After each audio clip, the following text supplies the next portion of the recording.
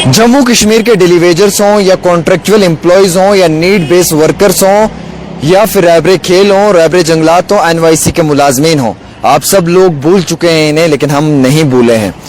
आपको याद होगा कि इस बार के कैबिनेट में कुछ बड़े डिसीजंस लेने थे और वो डिसीजंस बिल्कुल भी हुकूमत की जानिब से नहीं लिए गए। ना ही इस बार के बजट में इन मुलाजमीन के लिए कुछ रहा और ना ही इस बार के असेंबली सेशन में इन मुलाजमीन के लिए कुछ रहा।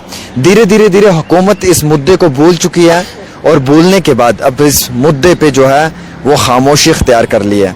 लेकिन हम सब लोग आज भी इस चीज़ से वाकिफ़ हैं कि जम्मू कश्मीर के अंदर डेलीवेजर्स या contractual employees, need based workers या एनवाईसी, रैबरे खेल, हाउस, हॉस्पिटल डेवलपमेंट फंड के अधिकारी या अन्य मुलाजमीन जो हैं वो मुश्किलात से जूझ रहे हैं। बॉर्डर पे इतनी शेलिंग हुई है कि आम शहरियों के घरों का काफ़ी नुकसान हुआ है। आपको मालूम है कि इस बार की ईद उन लोगों के लिए काफ़ी मुश्किलात वाली ईद है। ना ही अभी उनके घरों को तैयार किया गया है, ना ही कोई बड़ा मुआवजा उनके हाथ में अभी तक दिया गया है जिसकी वजह से वो लोग अपने घरों को रिपेयर करना शुरू करें।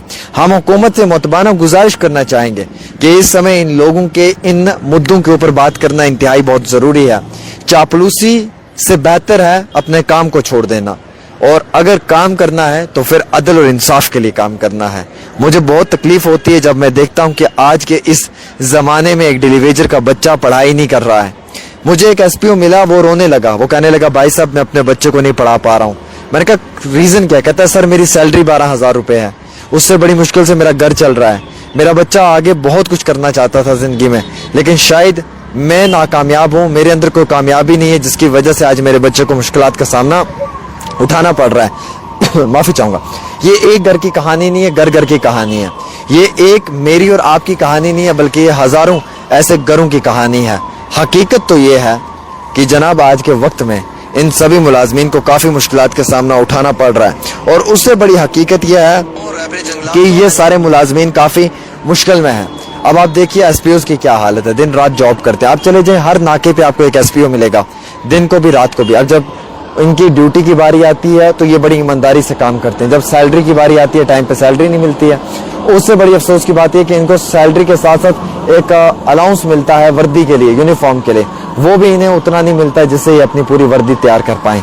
ये हालात हैं। अब जब मैं सच बोलना शुरू करता हूँ ना, तो आपका काम है कि वीडियो को शेयर करना शुरू कर देना, क्योंकि इसमें आपका फ़ायदा है। पिछले कई सालों से SC ST के बच्चों के स्कॉलरशिप्स नहीं आए हैं। ये हालात पहुँच चुके हैं।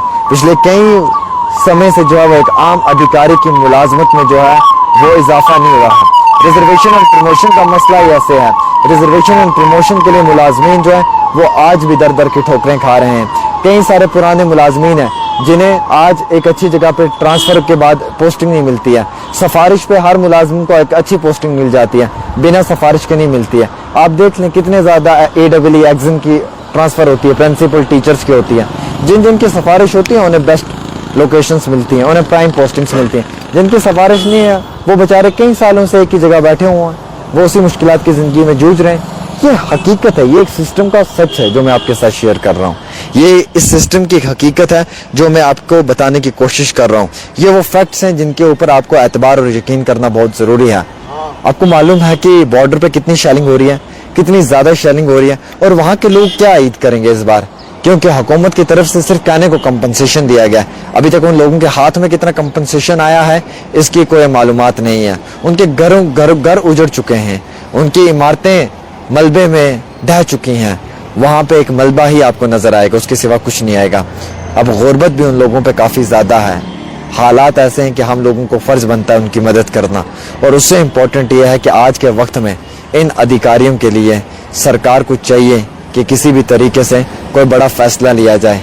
भाई साहब साल 2025 है और आज भी 8,000 रुपये की मुलाजमत, 7,000 रुपये की मुलाजमत करना अपने आप में एक अफसोस भरी खबर है, अपने आप में एक अफसोसनाक खबर है। वो इसलिए क्योंकि आज के जदीद टेक्नोलॉजी के दौर में जहाँ लाखों रुपए महीने के अखराजात में गिने जाते हैं, वहाँ पे हज़ारों रुपए से आप अपना घर कैसे चला पाओगे। फिर सोचो इन डेलीवेजर्स पे कितना जुल्म है, इन SPOs पे कितना जुल्म है, और बाकी कॉन्ट्रेक्चुअल मुलाजमीन पे कितना जुल्म है। ये लोग खुद अपने मुद्दे को भूल चुके हैं, ये लोग खुद अपने इशू को भूल चुके हैं, लेकिन मैं नहीं भूला हूँ। मैंने वादा किया था कि मैं वक्तन फ़वक्तन आपके मुद्दे पर बात करता रहूँगा, बेशक मैं करता रहूँगा, लेकिन आपका फ़र्ज़ भी बनता है कि आप अपने मुद्दे पे खुद بات کریں آواز اٹھائیں. حکومت کو بنے ہوئے 6 مہینے سے زیادہ کا وقت ہو چکا ہے, ابھی تک بھی ایک بڑا میجر ڈیسیجن آپ لوگوں کے لیے نہیں لیا گیا ہے. پھر حکومت کب یہ ڈیسیجن لے گی؟ پھر کب آپ لوگوں کو جو ہے وہ ملازمت دی جائے گی؟ کئی سارے ڈیلی ویجر تو اس سال مجھے لگتا ہے ریٹائر ہو جائیں گے. کئی سارے ڈیلی ویجرز کی تو آدھی عمر گزر چکی ہے, ابھی بھی انہیں عدل و انصاف نہیں ملا ہے. کیا ہم یہ مانیں کہ حکومت ناکامیاب ہے, اس لیے حکومت کا اپنا ایک ماپ ڈنڈ ہے جس میں ایک عام انسان کو جو ہے وہ پیسا جا رہا ہے؟ اگر میں سچ کہہ رہا ہوں تو اس ویڈیو کو ضرور شیئر کریں.